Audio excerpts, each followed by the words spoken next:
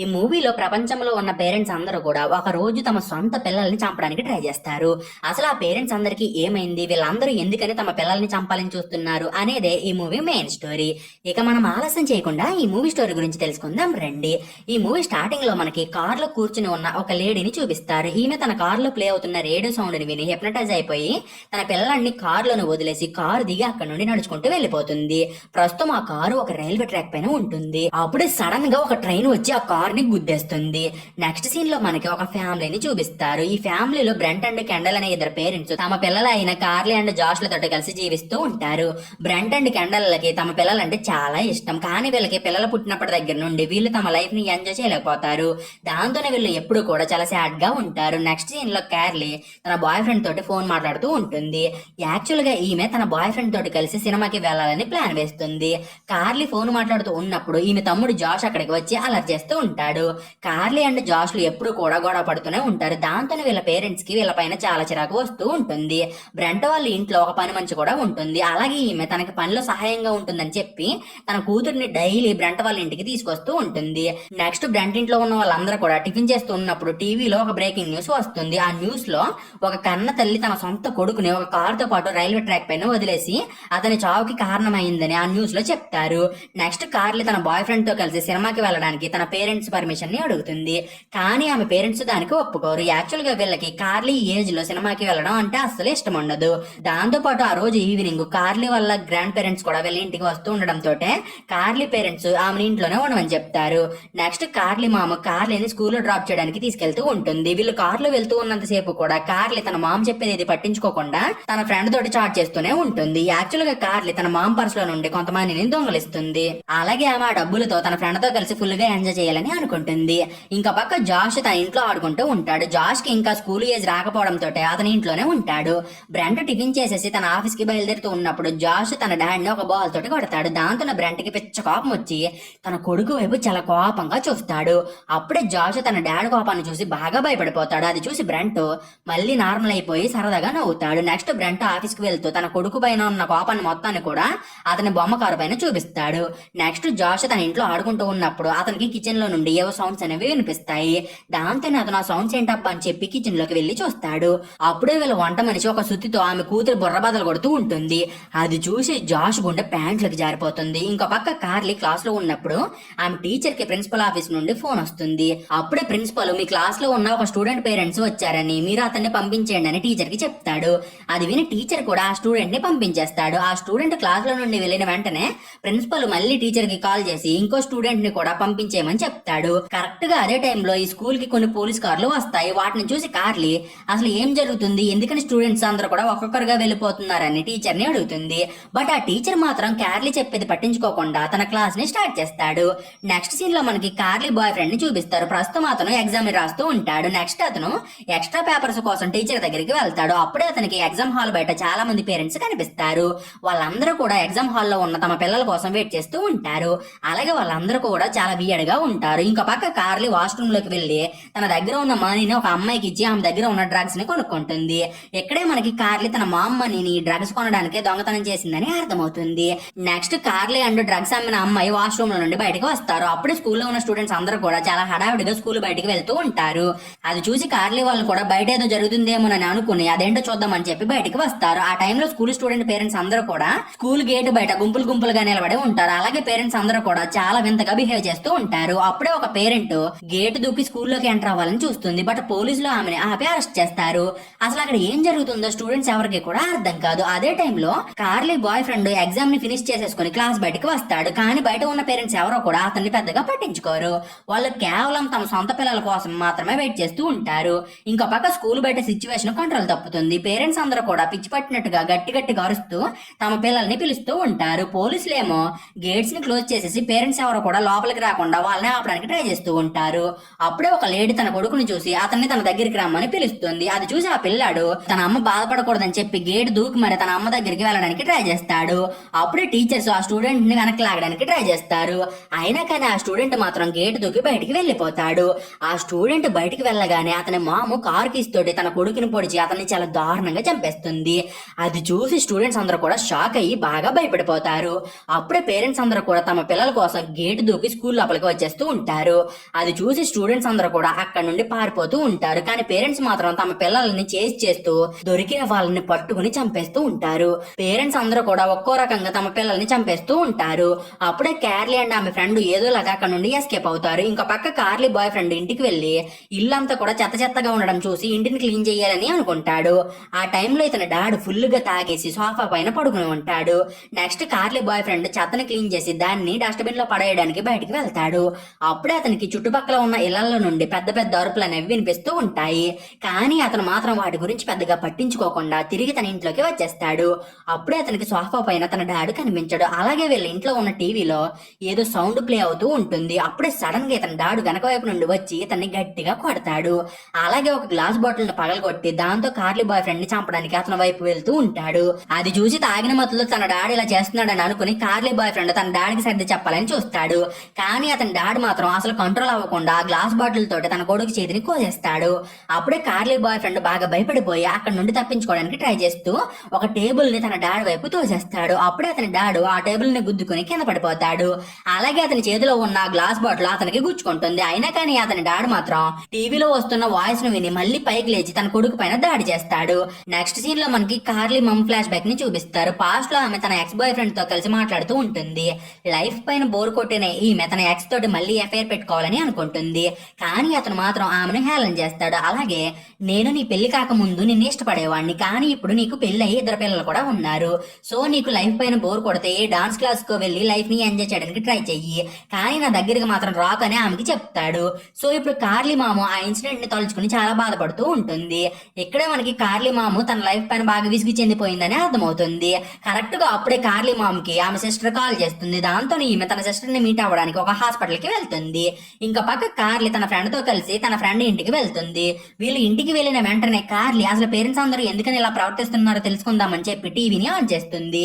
అప్పుడే టీవీలో ప్రపంచం మొత్తం కూడా పేరెంట్స్ అందరూ తమ పిల్లల పైన అటాక్ చేసి వాళ్ళని చంపడానికి ట్రై చేస్తున్నారని చెప్తూ ఉంటారు. అదే టైంలో కార్లీ ఫ్రెండ్ ఆ న్యూస్ గురించి పెద్దగా పట్టించుకోకుండా డ్రగ్స్ ని తీసుకుంటూ ఉంటుంది. నెక్స్ట్ ఆమె తన రూమ్ లోకి వెళ్తుంది. ఆ టైంలో ఈమె అమ్మ ఈమె రూమ్ లోనే కూర్చుని ఉంటుంది. అలాగే ఈమె మాము తన చేతిలో తన కూతురు ఫోటోని పెట్టుకుని చూస్తూ తన కూతురు కోసం వెయిట్ చేస్తూ ఉంటుంది.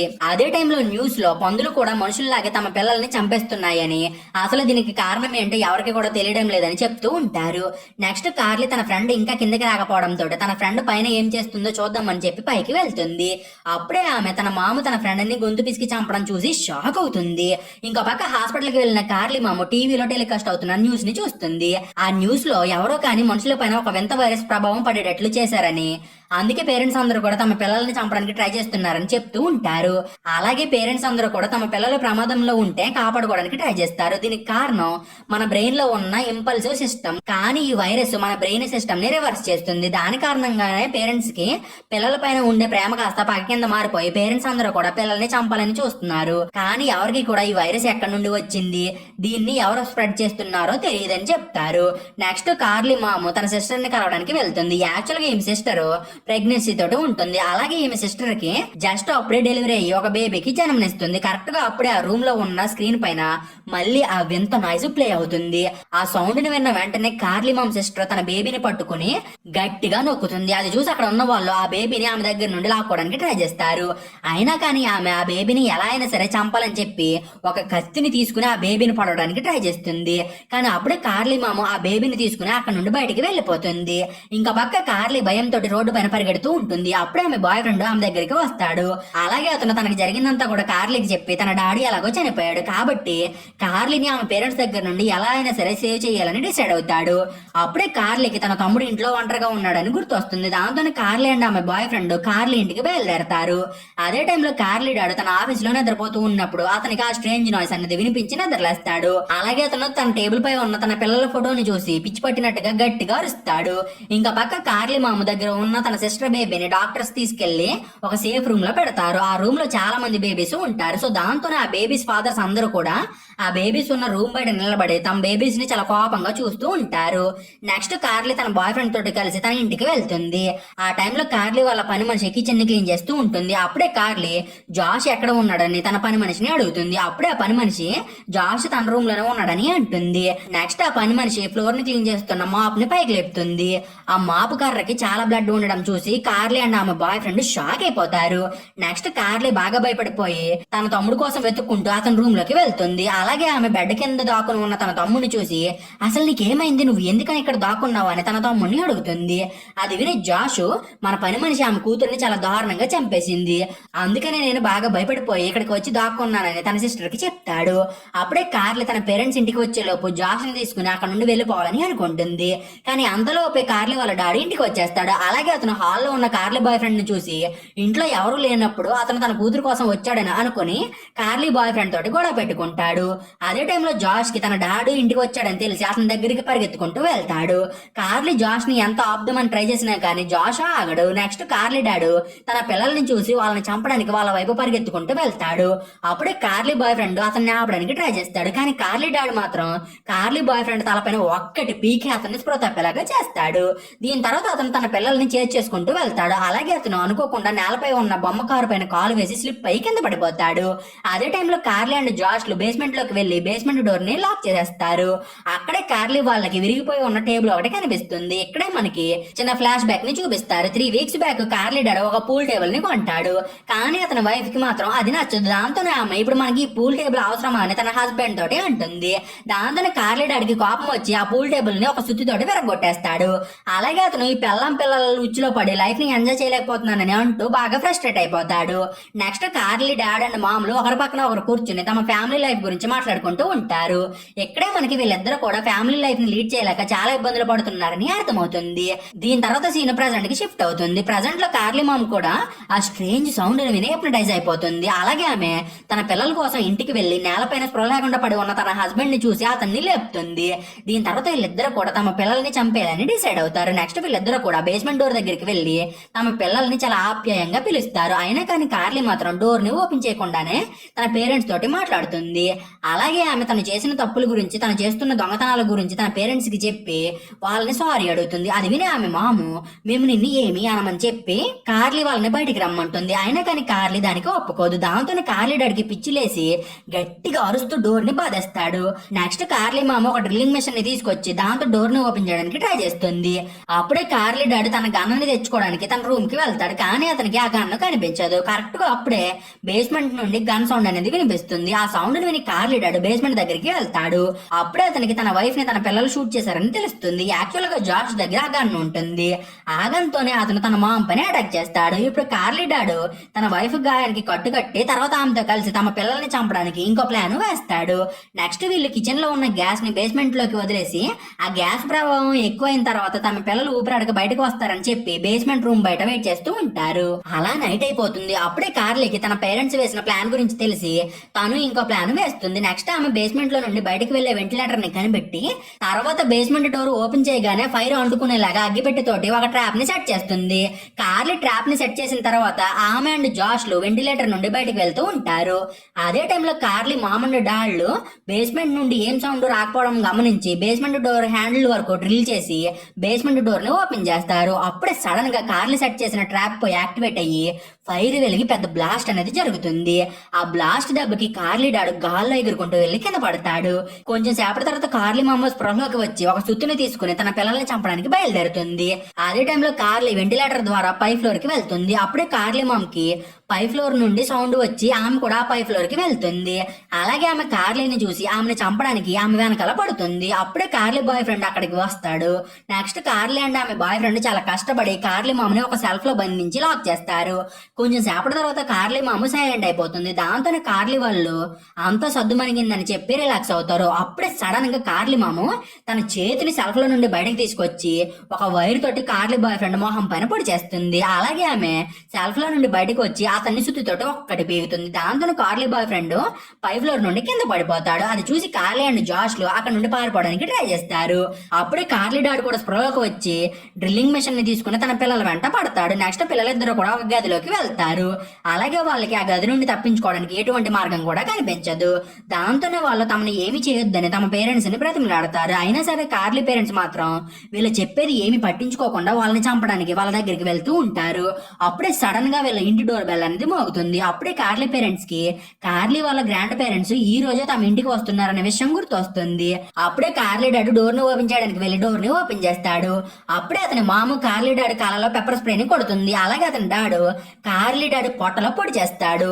ఇప్పుడు కార్లీ డాడీ పేరెంట్స్ కూడా అతన్ని చంపడానికి వస్తారు. ఇప్పుడు కార్లీ డాడు జాష్ ని చంపడానికి వెళ్తూ ఉంటే కార్లీ గ్రాండ్ పేరెంట్స్ ఏమో కార్లీ డాడీని చంపడానికి ట్రై చేస్తూ ఉంటారు. అప్పుడే కార్లీ డాడు తన పేరెంట్స్ దగ్గర నుండి తప్పించుకోవడానికి తన కార్ లోకి వెళ్లి కార్ ని స్టార్ట్ చేసి అనుకోకుండా ఆ కార్ తోటి తన మామని గుద్దేస్తాడు. అలాగే అతని కారు పై ఉన్న అతని డాడు కూడా సడన్ బ్రేక్ వేయడం తోటి కారు పై నుండి కింద పడి చనిపోతాడు. ఈ యాక్సిడెంట్ లో కార్లీ డాడు తలకి ఒక దెబ్బ తగిలి అతను అన్కాన్షియస్ అయిపోతాడు. అప్పుడే కార్లీ మామ ఆ యాక్సిడెంట్ ని చూసి నవ్వుకుని కార్లీని చంపడానికి ఆమె దగ్గరికి వెళ్తూ ఉంటుంది. అప్పుడే కార్లీ బాయ్ ఫ్రెండ్ అక్కడికి వచ్చి కార్లీ మామని ఒక్కటి పీకుతాడు. నెక్స్ట్ కార్లీ పేరెంట్స్ స్పృహలోకి వచ్చేసరికి వీళ్ళిద్దరు కూడా బేస్మెంట్ లో కట్టేసి ఉంటారు.